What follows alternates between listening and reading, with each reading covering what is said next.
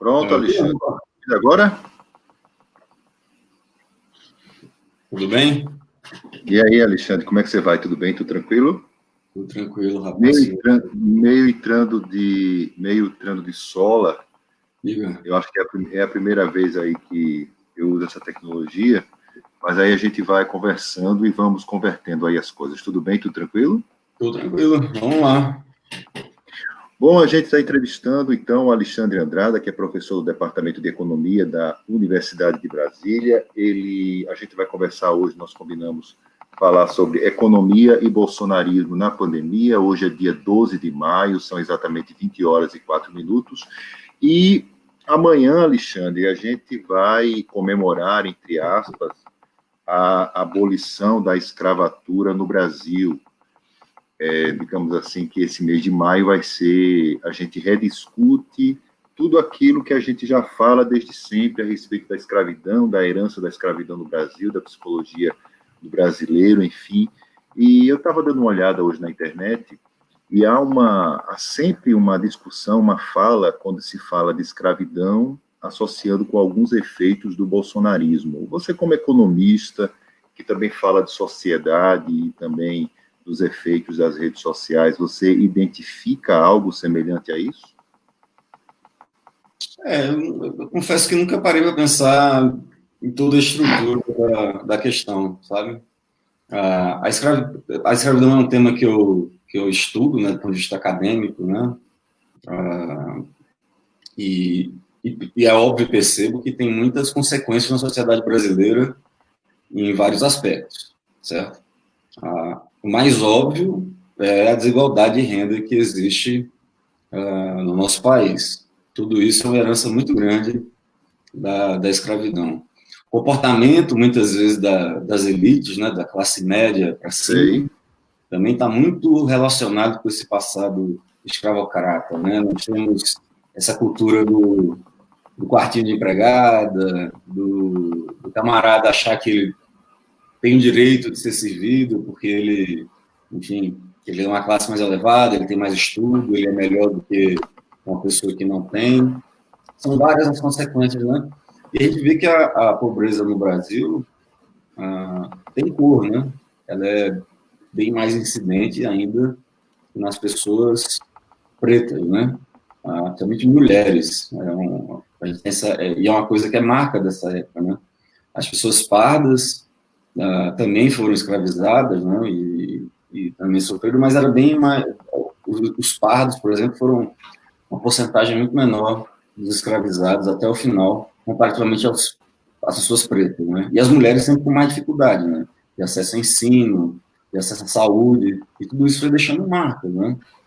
Porque a coisa mais difícil que tem no mundo é você ser pobre e deixar de ser pobre, certo? Porque tudo joga contra você. Você nasce numa família pobre, muitas vezes você, né, como falando, você não tem saúde boa, muitas vezes, né? Você nasce, vamos imaginar, em Maceió, no Recife, você nasce numa palafita, a sua sorte está dada. Isso. Você vai mudar a sua trajetória. Você vai ter uma saúde, sua mãe não fez pré-natal, não se alimentou direito, você vai ter muitas doenças, verminoses, e não tem ensinamento básico, e não consegue... É um sistema sempre seletivo, não é isso? Exatamente. Você seleciona, é como se a gente tivesse vivendo uma situação sempre de privilégio, ou seja, você não tem acesso à saúde, você tem acesso a saneamento básico, você não tem acesso a algumas situações que levem à cidadania, enfim. Sim, não tem educação, não tem treinamento, e você fica limitado nas suas escolhas profissionais, né, da maneira muito severa, né, e isso acaba gerando na sociedade essa coisa do trabalho barato, né, do trabalho que está acostumado ao trabalho barato, de empregadas, de domésticas, enfim, né, a elite brasileira é acostumada a ter gente a lhe servir, né, tanto que essa pandemia, uma coisa ridícula que apareceu, é essa questão de gente dizer assim, agora vou aprender a fazer faxina. A pessoa nunca fez uma faxina na casa dela durante a vida inteira, né? Sempre teve alguém para servir. O que não é uma realidade de um país, por exemplo, mais desenvolvido, né? Você pode ter uma faxineira nos Estados Unidos, na Alemanha, uma vez por semana, isso não é nem um pouco raro, mas você não tem uma empregada todo dia, toda hora, para fazer o que você quer, né? Isso é uma coisa de gente muito, muito rica. E no Brasil, não, né? Então a gente vê que tem isso. Em relação ao bolsonarismo, eu acho que é um fenômeno muito complexo, né?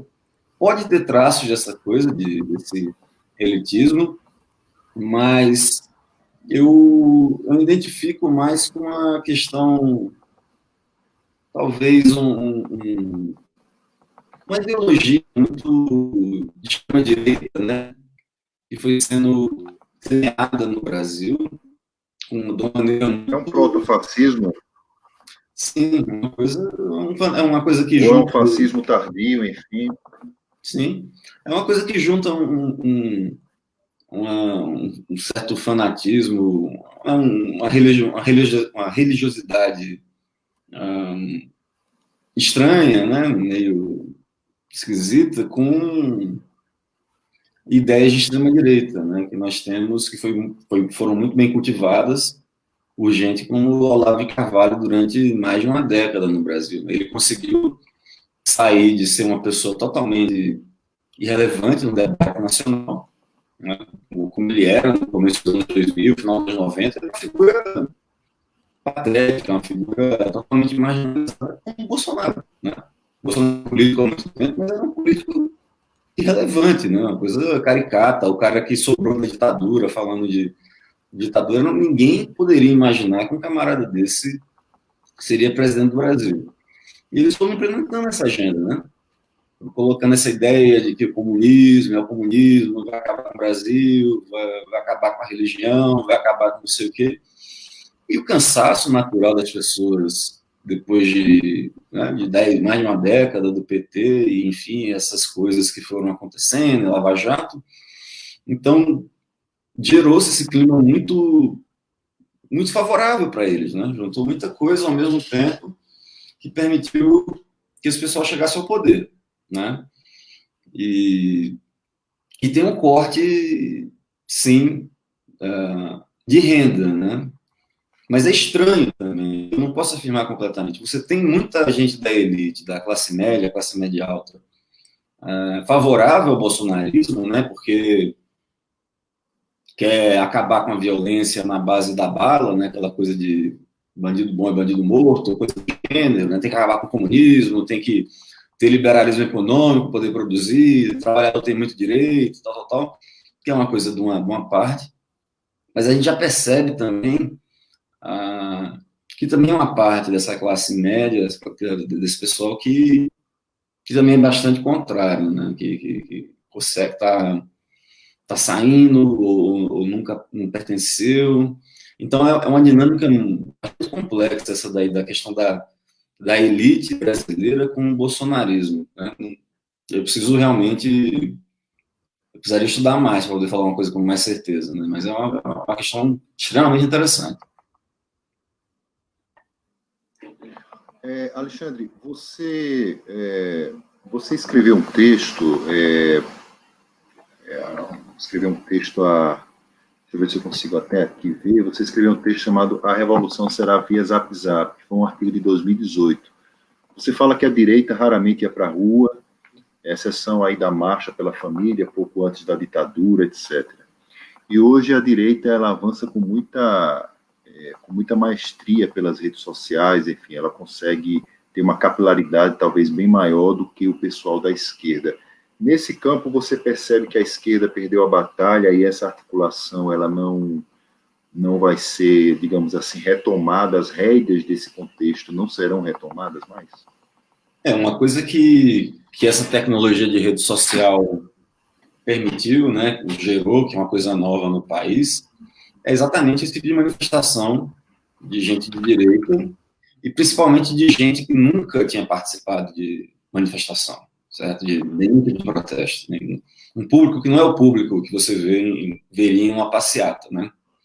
Então, eu fiquei muito impressionado com isso, que na época do impeachment, por exemplo, né, eu até escrevi texto na época, que eu fui nessas passeatas do Fora Dilma, assim, nessas últimas muito grandes, assim, bem na época prévia do impeachment, né?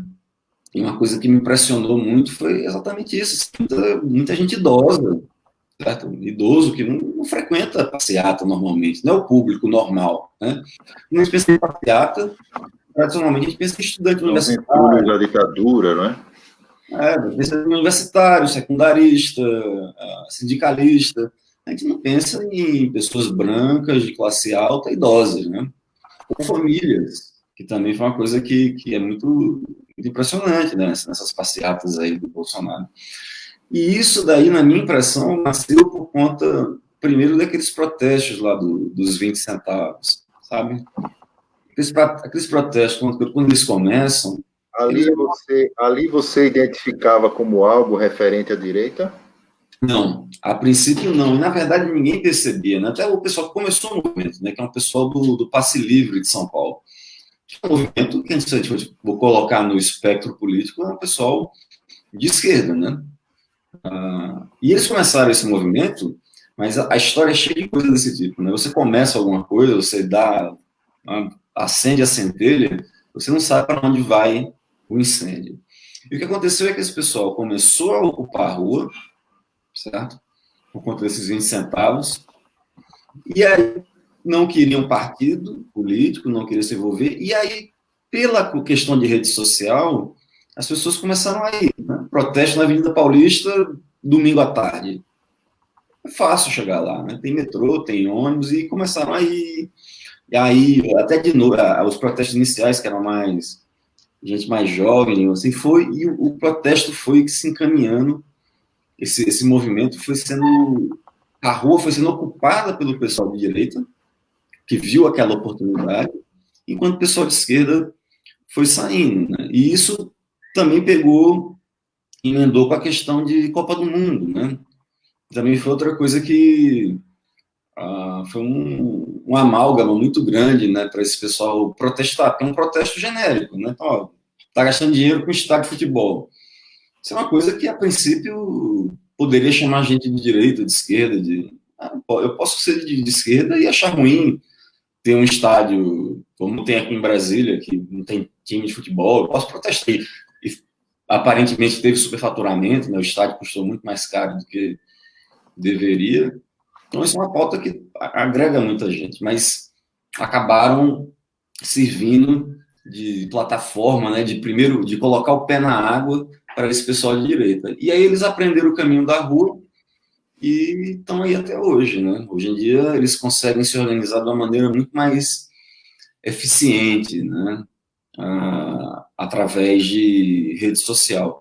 Coisa que a esquerda eu acho que está tendo um pouco mais de dificuldade, exatamente porque ela tinha mais, digamos, monopólio da rua, porque era isso, a esquerda dominava os sindicatos, dominava os diretórios de estudante, a UNE, a UBS, que são o MST, que era o pessoal que normalmente fazia protesto na rua, né? Então a estrutura da esquerda é muito essa estrutura antiga, né? E o pessoal de direita conseguiu furar esse negócio através de rede social, através do Facebook, né? E que eles perceberam também que tinha muita gente pensando como eles, né? Isso ajudou. E o WhatsApp, né? Que é um terreno que eu não domino muito, porque eu honestamente não faço parte de grupo de WhatsApp, essas coisas, né? Mas pelo que a gente vê, né? Aparentemente você tem milhares de grupos enormes com gente disseminando uma mentira que se espalha de uma maneira muito violenta e que passa a ser verdade, né? Então isso é um fenômeno terrível, né? Você falou sobre essa questão da esquerda ter, digamos, influência em sindicatos, etc., órgãos estudantis, movimento estudantil, enfim, e hoje a direita ela tenta, digamos assim, ocupar espaço, pelo menos no movimento estudantil, mas ainda há uma resistência muito grande. Nas universidades existe um público, digamos assim, de uma direita que se declara mais, talvez muito mais do que há alguns anos atrás, aqui há 15, 20 anos atrás, enfim. Você acha que a esquerda hoje ela está em silêncio ou foi silenciada? Ou melhor, a esquerda brasileira ela ficou obsoleta diante desse fenômeno? Eu acho que, de fato, a gente tem mais visibilidade para as pessoas de direita, mas isso não chega a ser um problema, né? Toda sociedade democrática, você vai ter partidos, né, mais à esquerda, tendendo ao socialismo, partidos social-democratas, mais à esquerda, mais à direita, como era o caso do Brasil, na realidade. A gente teve, durante um bom tempo, no Brasil, um equilíbrio, digamos, moderado, né, que você tinha mais à direita o PSDB, que era um partido social-democrata, mas com elementos mais de direita na economia, enfim. E, de outro lado, você tinha o PT, que é um partido também social-democrata, né, no seu governo, na sua modo de governar e ver o mundo, com mais a proximidade com a esquerda, com alguns elementos socialistas, coisa do gênero. Era um equilíbrio que a gente existia, que já existia no país. O que é novo, na minha impressão, uma coisa que não é, né, que aparentemente já existiu na história do Brasil, mas não no meu tempo de vida, eu nunca tinha visto isso, que é uma polarização em que essa direita moderada foi tomada por uma direita muito radical. Né? O bolsonarismo não é o PSDB, sabe? Não é um novo PSDB. O bolsonarismo é a extrema-direita, certo? A extrema-direita. O PT continuou sendo um partido. Né? Se você pegar o governo Lula, o governo Dilma, não teve nenhuma revolução no Brasil, assim, né, comunista. Você tinha uma aliança grande, partidos de direita, de centro e tal. E, então, o inverso do PT não é o bolsonarismo, né? É uma coisa como era o PSDB. Mas agora é isso, o estranho é isso, é você ter um movimento muito forte e muito grande de gente de extrema-direita. A única coisa que poderia ser similar é se a gente tivesse agora o surgimento de uma massa muito grande de gente de extrema esquerda, né? Ressurgem os maoístas, leninistas e querem fazer revolução e tal. Aí a gente podia comparar. Mas eu acho que. Etapa da ditadura. Como? Como a gente viu em um período da ditadura, com as, enfim, com os movimentos, enfim, Sim, movimentos de esquerda mais radicais, né, das armas, enfim, né? Sim. Que não é uma coisa que a a gente tentar tem hoje. Guararapes, tudo enfim. E você pega a esquerda hoje, a gente tem o PT, né, que ainda é o maior partido, está meio grogue, eu acho, né, das porradas que tomou, ainda não achou um prumo novo, né, não se aprumou ainda. Mas se a gente pega outro partido de esquerda muito atuante, o PSOL, né, o PSOL eles têm um discurso um pouco mais socialista e tal, mas também não chega a ser, está muito longe de ser o outro lado da moeda do bolsonarismo, né? O pessoal que está lá no Congresso, está participando, não quer fechar o STF, não quer fechar o Congresso, muito pelo contrário, né? Estão se segurando nas instituições democráticas, né? O que eu acho que aconteceu, que é uma coisa que vai ser muito difícil de...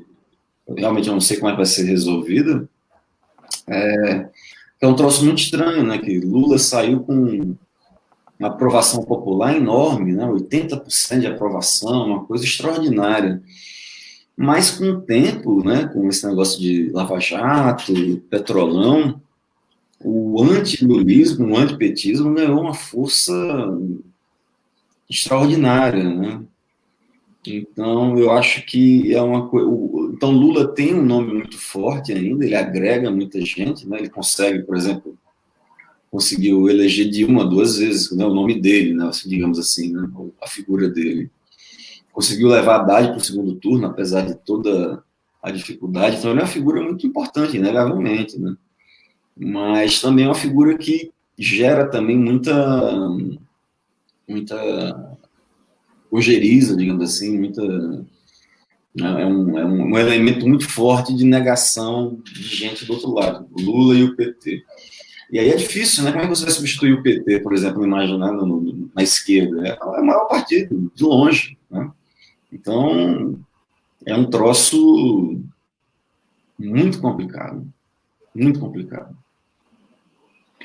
Você consegue identificar, por exemplo, desses efeitos da pandemia que hoje nós estamos vivendo, uma luz no fim do túnel, enfim, a gente vê que o mundo, por exemplo, a gente vê na Europa, nos Estados Unidos, eles discutem formas de tentar melhorar o serviço público, de tentar ajudar a população que está mais em casa, enfim, com bolsas, com incentivos, etc, etc. E a gente tem no Brasil exatamente o reverso dessa moeda, que é falar sobre os juros, a inflação, a dificuldade de imprimir dinheiro, etc, etc. Você acredita que toda essa preocupação que a Fiesp e os empresários mais conservadores, mais ligados, digamos assim, ao passado, aqueles fantasmas de 64, enfim, esse pessoal realmente tem razão quando aborda a situação do jeito que está posta, ou existem alguns exageros ou excesso de notícias falsas nessa circunstância? Olha, a situação econômica que a gente está vivendo agora é uma coisa sem paralelo, assim, pelo menos do que eu conheço de história econômica, história do capitalismo mais recente, por exemplo. Porque no capitalismo, né, na economia normal, no dia a dia, a gente vê crises provocadas, por exemplo, de 2008, que foi por conta do mercado imobiliário, que tem uma bolha financeira, enfim. Esse tipo de crise é muito comum, né? É imprevisível, é difícil, mas a gente está acostumado. Essa é muito diferente, né? O que está acontecendo é que a oferta de produtos se retraiu porque as pessoas não podem trabalhar, né? A gente teve que fechar as economias, fazer as pessoas ficarem em casa, né? Os insumos também não chegam, os países estão, a comunicação está, as trocas estão dificultadas, então isso provoca uma queda muito grande no produto. E a de demanda também caiu, né? Porque as pessoas estão sem poder trabalhar, estão sem dinheiro, né? Muita gente sem emprego, sem nada. Então, a queda no produto vai ser, se essa situação se prolongar por muito tempo, a gente provavelmente vai ter a maior crise da história do Brasil, a maior retração econômica do Brasil registrada pelas contas nacionais. E, para tentar minorar isso daí, o governo e muitos economistas, inclusive do governo e fora do governo, né, apesar de tudo, tem falado nessa questão de assistência social, não é? Mas o problema do Brasil é que a gente tem demorado muito para agir. A gente é um país relativamente pobre, né? Então a gente não pode oferecer a mesma ajuda que os Estados Unidos podem, por exemplo, né? Não sei quantos mil dólares por pessoa, ou uma Alemanha oferece, mas a gente tem que oferecer, a gente tem condição de oferecer. Agora, o problema é que a gente tem no governo, e nesse pessoal, acho que é uma coisa mais do governo até, eu vejo, mais do que da Fiesp, ou coisa do gênero. Para mim, a questão é que o governo tem medo dessa retração econômica, que faz com que ele perca a receita, então dificulta ainda mais você fazer esse tipo de programa. Então você precisa se endividar, ou você precisa emitir moeda, como é que muita gente está dizendo que é para se fazer. Mas principalmente é uma questão política, né? O Lula principalmente defende essa ideia. Mas é isso, assim, Bolsonaro, a grande expectativa dele, né, e de muita gente relativamente ao programa econômico de Paulo Guedes, era que tivesse um ano de ajuste, né, e depois a economia crescer, o investimento. E o que aconteceu? Os 2 primeiros anos foram péssimos, e esse ano vai ser pavoroso. Então, eu acho que é mais um medo Então, por um lado, ele tem medo da economia parar totalmente, e isso ser muito ruim para a popularidade dele, para a chance de reeleição dele, para o futuro político dele, dos filhos. E então ele quer que a economia volte ao normal de todo jeito, independente de quantas pessoas morram. Morreu, né, na opinião dele, né? Daí, né? Morreu, paciência. Então, então você tem gente no governo, acredito eu, pelo que dá para perceber, que é mais ponderada até, né, que fala, tem que dar esse auxílio de R$600, vamos esperar. Mas você também tem uma outra força muito grande dentro do governo que que é por essa, vamos começar, vamos voltar ao normal, né? Então, eu acho que é uma dinâmica mais, a que me preocupa mais não é tanto de Fiesp ou de coisa do gênero, né? É a dinâmica dentro do governo, né? O fato de ter gente dentro do governo, gente com muito poder, com caneta na mão, cuja preocupação não é o bem-estar das pessoas, certo? É com o seu futuro político. E disso daí, a gente não sabe, não é uma coisa, a gente não está no campo da racionalidade econômica, não é conta, não é nada, é uma política do pior tipo, né?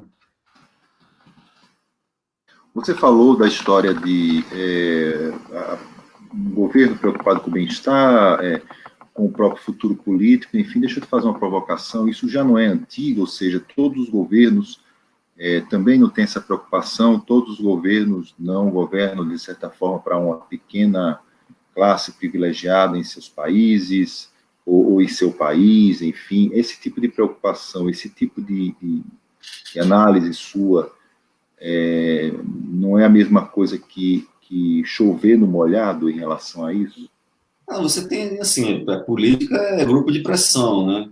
Política pública, esse tipo de coisa. Então, é óbvio que o poder, a influência política, né, de uma Fiesp e de uma Febraban, do Itaú, do Bradesco, é muito maior do que a minha e a sua, né? A gente tem um voto.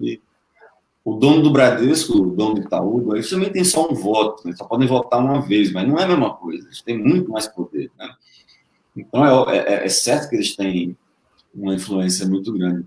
Mas nenhum governo também, numa democracia, vai conseguir sobreviver totalmente sem fazer alguma coisa para auxiliar, né, para tentar, pelo menos, minorar a situação do eleitorado médio. Né? Tanto que a gente está vendo aí essa ajuda de R$ 600, 1.200, talvez solteira, não sei o quê.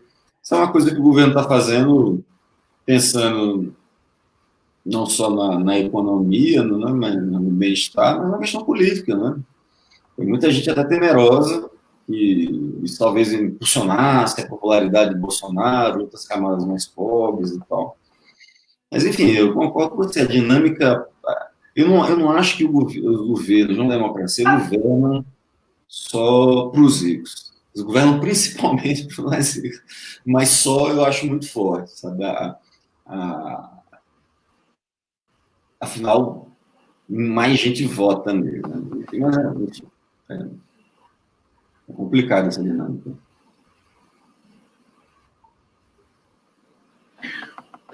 Como é que fica o Nordeste? Você tem visto alguma coisa referente ao Nordeste nesse contexto?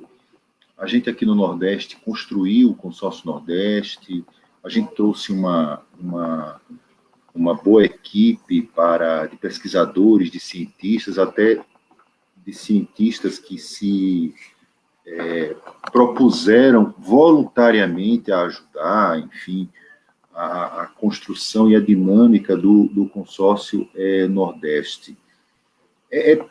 Dá para perceber que o Nordeste ele ganhou uma relevância muito grande nesse processo, enfim, das últimas eleições, etc.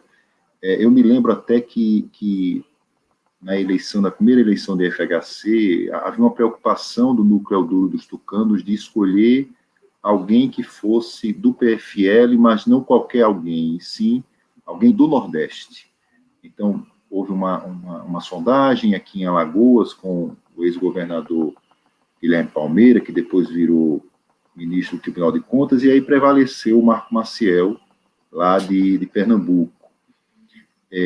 Mas, quando veio a era Lula, essa preocupação parece que diminuiu mais, porque o Lula tinha essa imagem do Nordeste, etc., apesar de ter saído muito cedo aqui da região, enfim.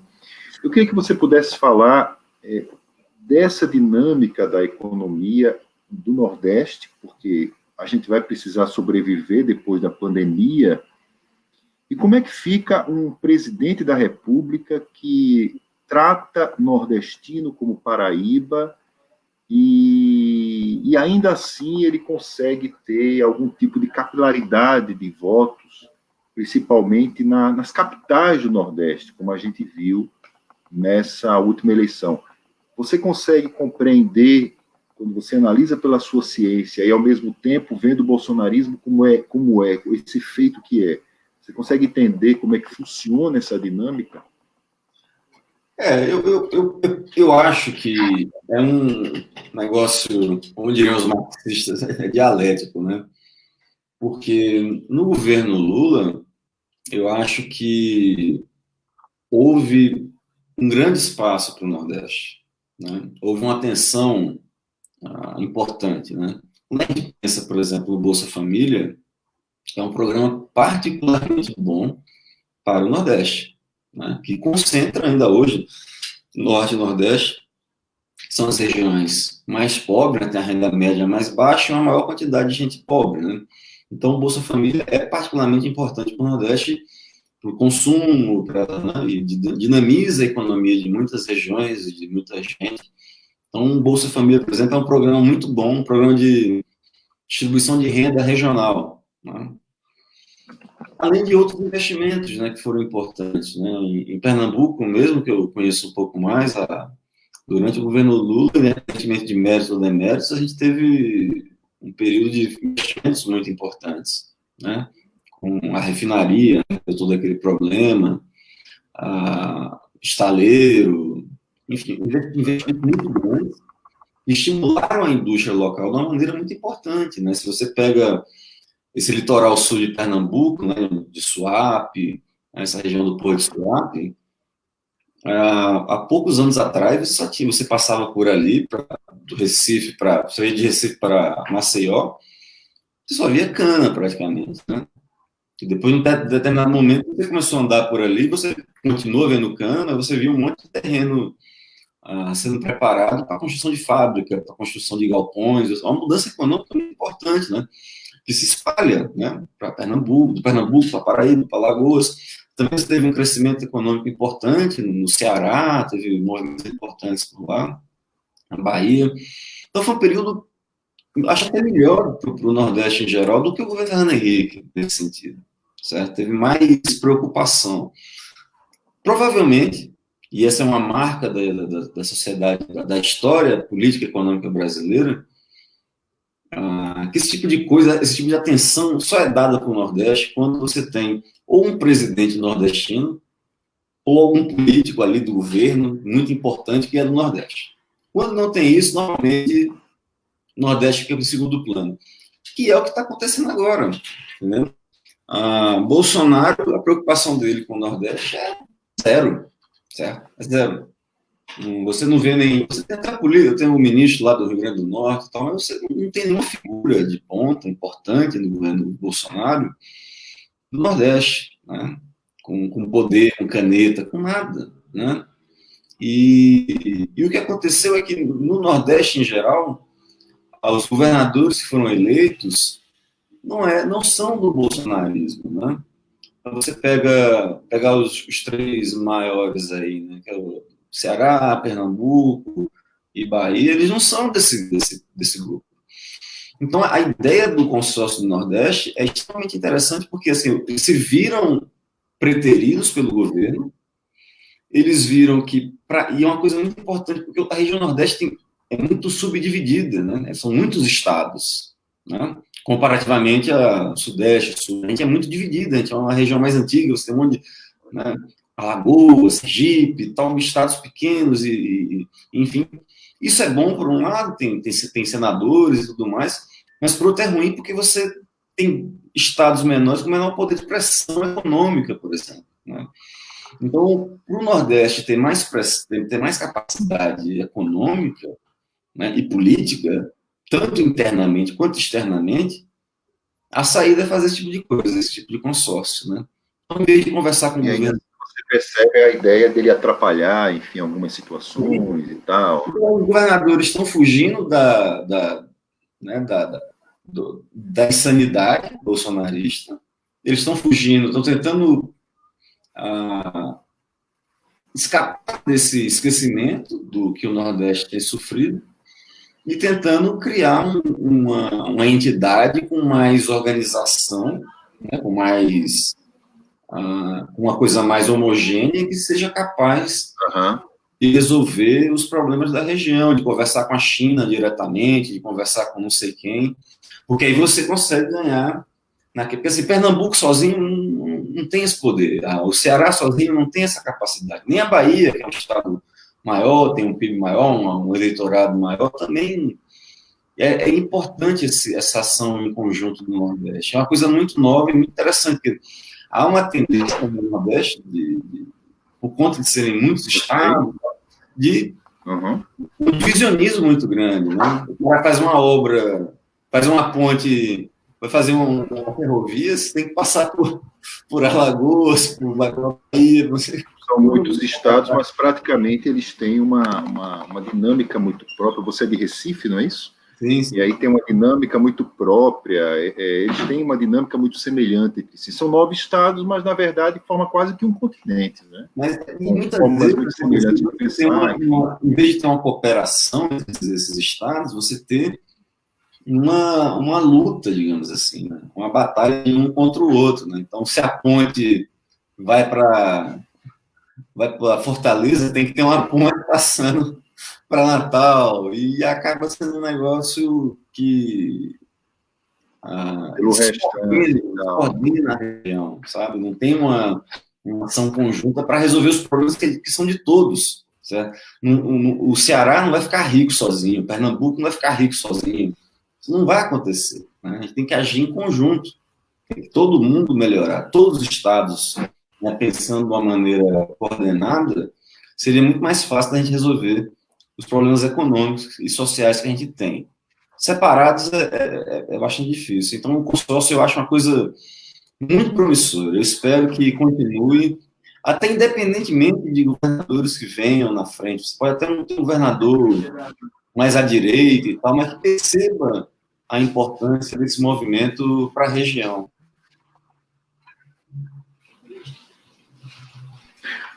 A esquerda merece um consórcio assim?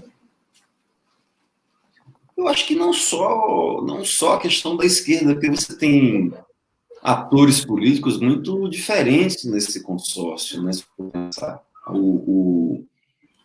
Não sei se dá para comparar o PSB de Pernambuco, que é o partido que virou dominante por lá, depois de Eduardo Campos, com o PT no Ceará, no PT na Bahia.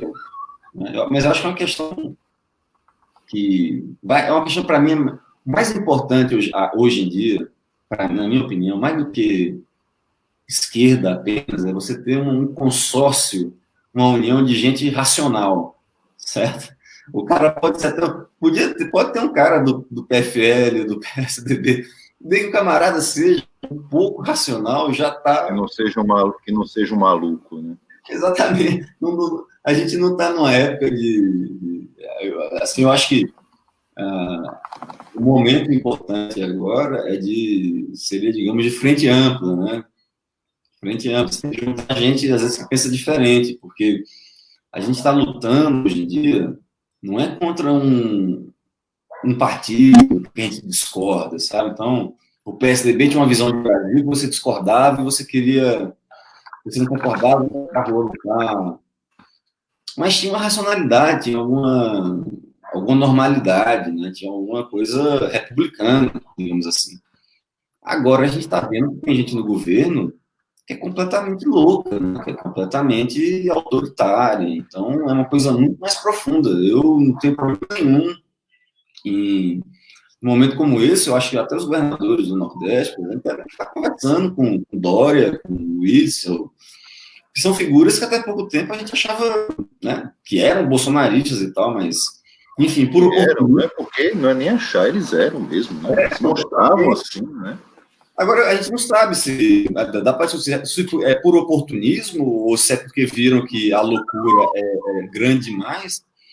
Os caras estão se afastando. Se eles estão se afastando, eu acho que não é o momento de repelir, sabe? É tipo, não, vamos conversar e depois a gente separa uma coisa da outra. Afia os bigodes lá na frente, né? Sim, porque a luta é isso, a luta é contra a insanidade, na minha opinião.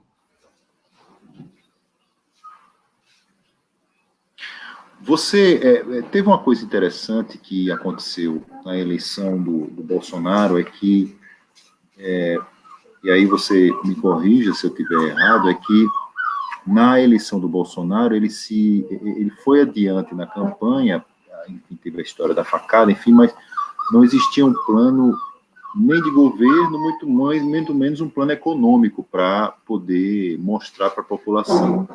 Foi diferente do Fernando Henrique, que se elegeu na esteira do plano real, com Itamar, enfim. Foi diferente de Lula, que fez aquela carta para o empresariado, mostrando que o Brasil não viraria Cuba, etc, etc.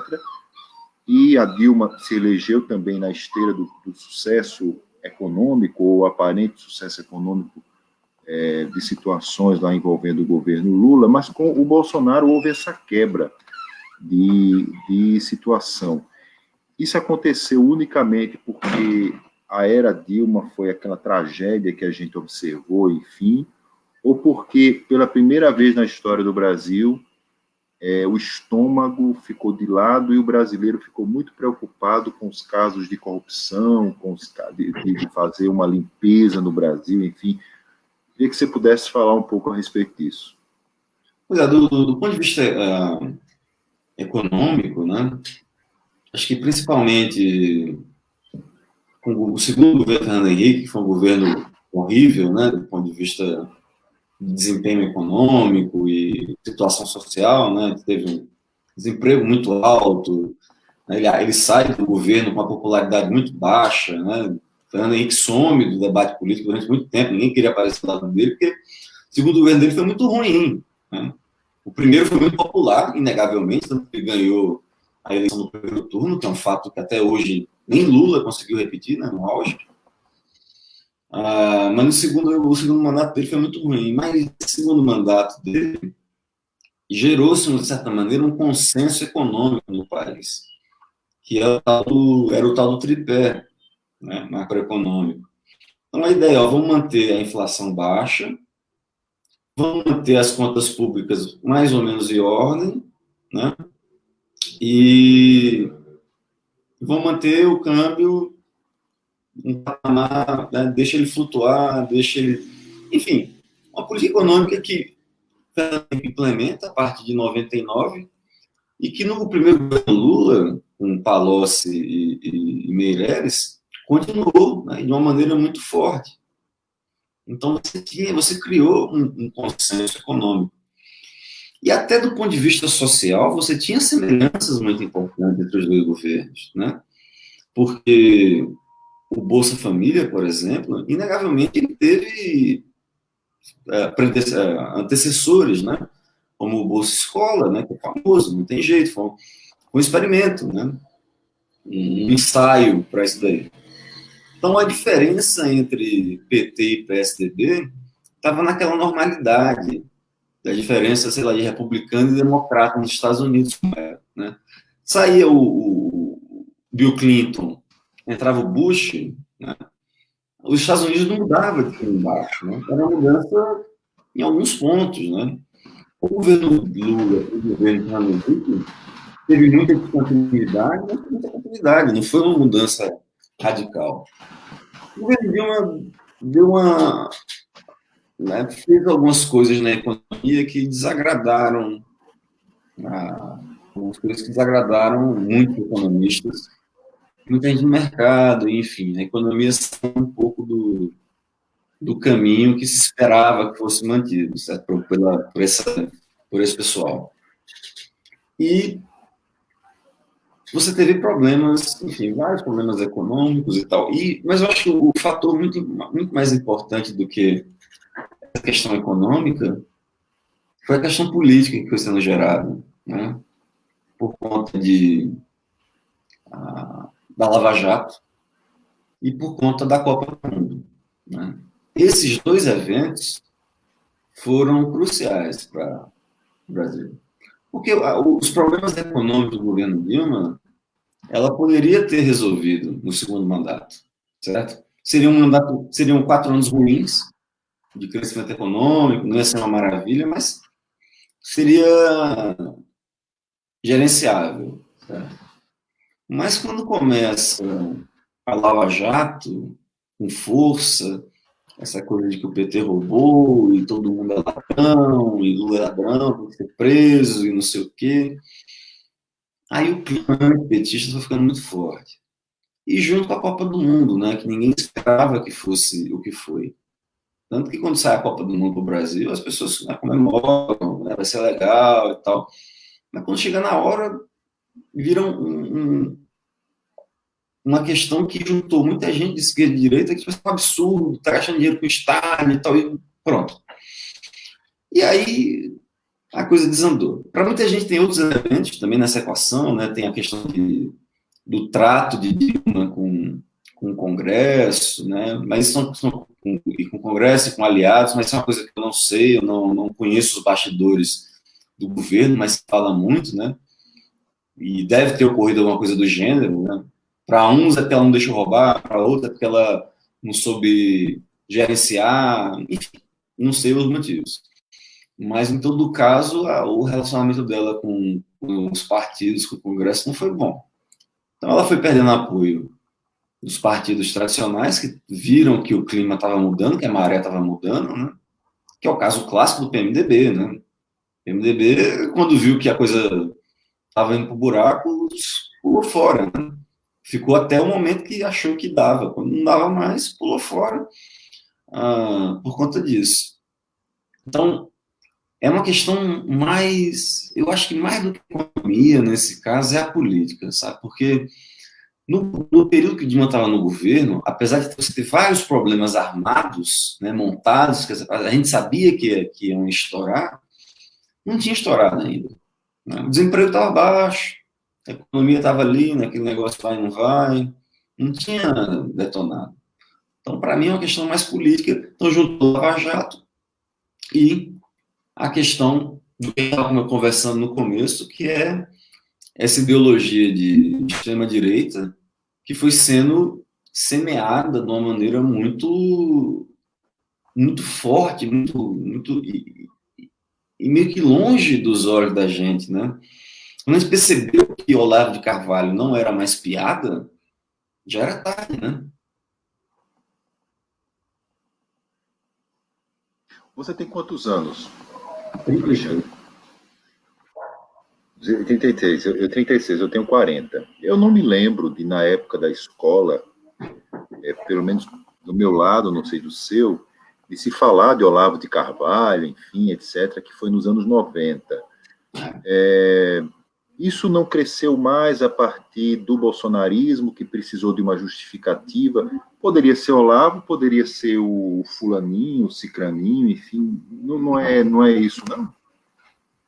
Infelizmente não. A gente subestima. A gente sabe que Olavo de Carvalho é uma pessoa com as ideias totalmente bizarras, né? Algumas até risíveis. E sempre foi assim. Eu conheci Olavo de Carvalho já no anos 2000, né? Que ele acompanhava, lia, né? Eu acompanhava a política de uma maneira muito muito de perto, né? Lia tudo, aquela coisa de faculdade, né? No começo da faculdade, tinha mais tempo. E aí eu lia, eu sabia que ele existia, eu conhecia gente que era, digamos assim, fã dele, mas era um troço muito residual e era um troço que era piada, né?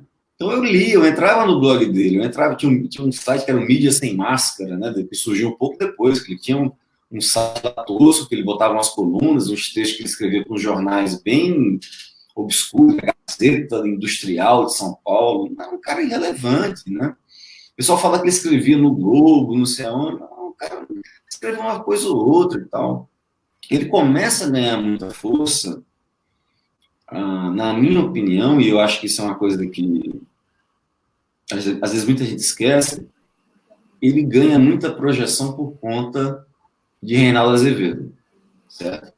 Reinaldo Azevedo, nesse período do governo Lula, ele era abriu as portas para o olavismo. Ele era muito radical no antipetismo dele. Ele começou a trazer, ele era um cara já bem mais importante, uma mídia muito maior em cima dele, um holofote muito maior em cima dele. Então ele começou a falar. Veja, enfim, né? E aí ele começou a falar de Foro de São Paulo, Gramsci, a Revolução Gramsciana no Brasil, a Farc com o PT, traficando droga. E essas coisas foram... Quem é o pai dessa ideia? Quem está falando isso? Era o Olavo Carvalho. E ele ia citando, ele ia falando, ele ia mostrando. Então isso foi dando... E o Reinaldo Azevedo, você gostando ou não, independentemente de preferência, ele é um cara que tem muita visibilidade até hoje, e ele é um camarada muito articulado, muito inteligente, sabe? Ele não é um idiota. Ele é muito articulado, ele é muito inteligente, ele tem... Enfim. E ele foi dando corda, né? Ele rompeu depois de um tempo e tal, mas ele deu corda. E a coisa saiu do controle. Então foi a partir desse momento que o Olavo Carvalho se torna um cara muito, vai se tornar cada vez mais influente. Aí você começa a perceber que os livros dele começam a ficar em evidência. Toda livraria que você entrava tinha 1, 2, 3, 4 títulos dele na entrada, naquela primeira montanha. E isso foi muito forte, certo?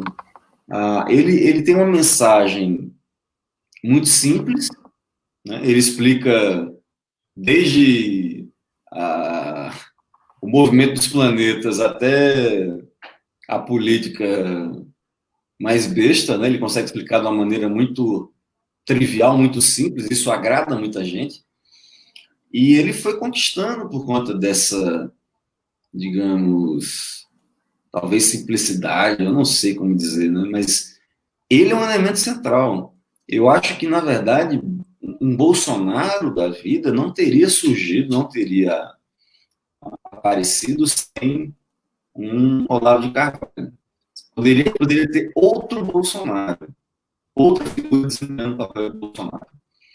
Mas eu acho que Olavo de Carvalho, eu acho que ele tem, infelizmente, um mérito muito grande. Ele virou o guru de muita gente. Você pega, eu conheço, você pega professores universitários que estudaram, né, na França, no Estado, e que são dominados pelo pensamento desse camarada, certo? Que acham que ele é inteligente, que acham que ele fala a verdade, que ele está certo. É um fenômeno muito complexo, certo? E ele conseguiu. O olavismo é uma seita? Eu acho que é uma coisa muito próxima disso, né? Um fanatismo que é impressionante. Eu acho que ele falava tanto dessa coisa de revolução cultural gramsciana que ele estava implementando, e em realidade ele fez isso, né? Então, é óbvio que o Brasil, voltando também para o começo lá do que você estava comentando, você me perguntou, né? A gente tem uma classe, a gente tem uma herança escravocrata, digamos assim, uma coisa de chibata, né? Que se casou muito bem com essa ideologia dele, né? De que, enfim, com o discurso dele. E ele conseguiu. Ele conseguiu. Então já tinha muita gente com esses elementos ultradireitistas no Brasil. O grande mérito dele foi ter dado um discurso comum, né? E ter dado uma referência para esse pessoal. Porque, assim, você tem 40 anos, eu tenho quase isso. E essas conversas de que tem que matar, na ditadura era melhor, a gente ouvia, né? A gente ouvia nos anos 90, a gente ouvia nos anos 2000, mas era um troço isolado, né? Estava na praia, tomando um pouco, aparecia um cara lá, começava a falar essas coisas, e você... Né? Um doido, um não sei o quê. Era folclore. Era algo a ser, era algo como Saci Pererê, enfim, que surgiu de repente, né? A gente ouvia, né? Tinha muito aquela figura do taxista, né? Que tinha aquele negócio, tinha aquele estereótipo, né? Do taxista que era o cara conservador que tem que matar bandido, não sei o quê. Então esse discurso sempre houve, mas ele era elementos assim perdidos, né? Era um troço meio boiano, né? O olavismo conseguiu juntar esse pessoal. Eles viram que, opa, tem mais gente que pensa igual a mim. E tem que organizar.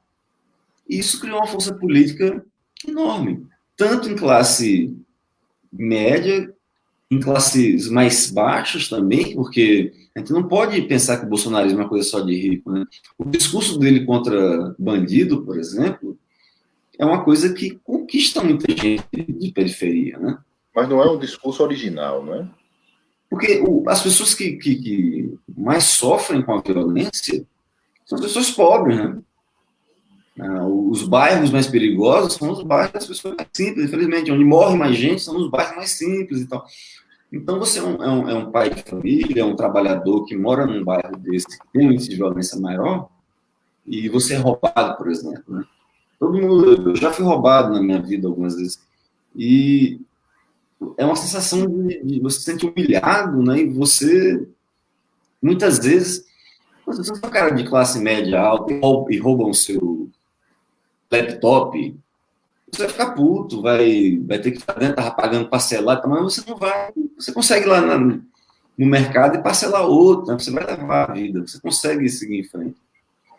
Agora, com uma pessoa mais pobre, ela comprou um celular parcelado, enfim, aí vai lá um cara e rouba.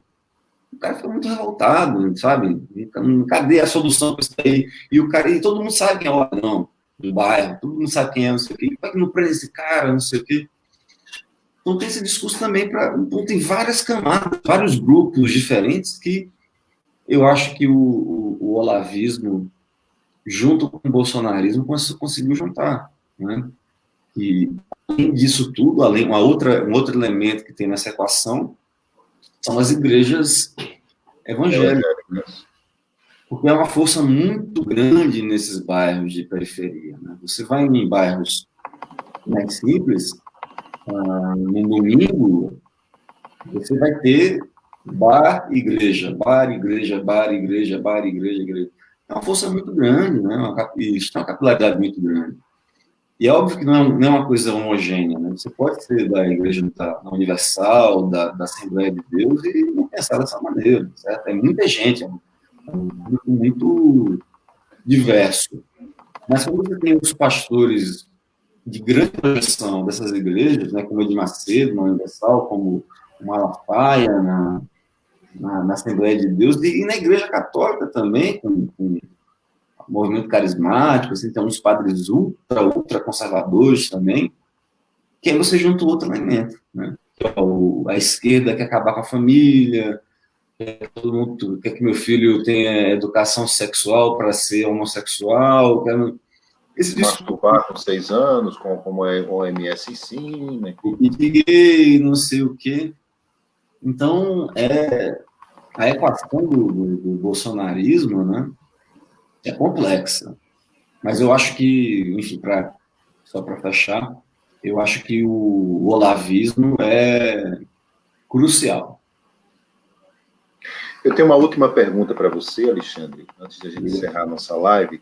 Você falou sobre a história do Bolsa Família, que foi um herdeiro, assumiu aquilo que o FHC fez no governo dele, com o Vale Gás, enfim, aí o PT juntou e fez o Bolsa Família.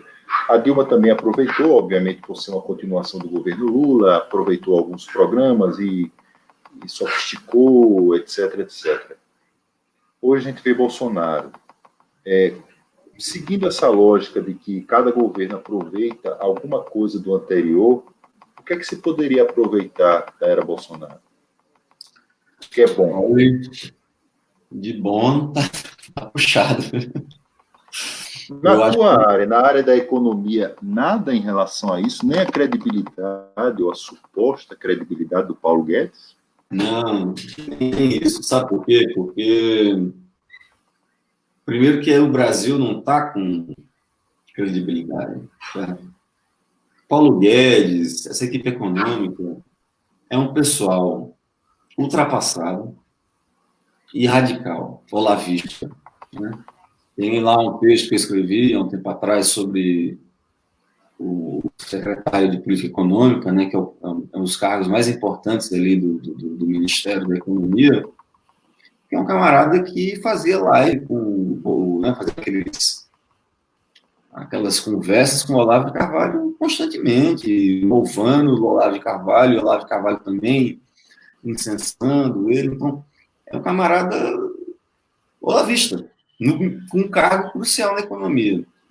E o Paulo Guedes era visível que ele não entende nada de governo, nada, é um troço patético, sabe? Ele falava e falam as coisas, e qualquer pessoa que conhecesse um pouco da história do país, ou do funcionamento do governo, sabia que ele não tinha procedência nenhuma, né?